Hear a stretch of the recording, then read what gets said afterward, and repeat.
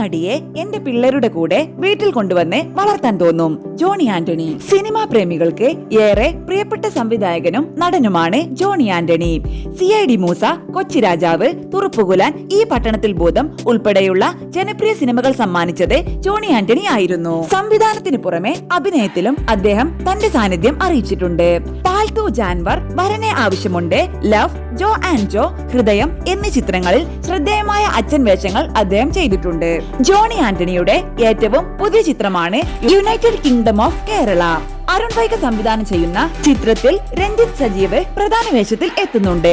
ഇപ്പോൾ രഞ്ജിത്തിനെ കുറിച്ചും കല്യാണി പ്രിയദർശനെ കുറിച്ചും സംസാരിക്കുകയാണ് ജോണി ആന്റണി. രഞ്ജിത്തിന്റെ പെരുമാറ്റമൊക്കെ കാണുമ്പോൾ അവനെ പോലെ ഒരു മകൻ ഉണ്ടായിരുന്നെങ്കിൽ എന്ന് തനിക്ക് തോന്നുമെന്ന് ജോണി ആന്റണി പറയുന്നു.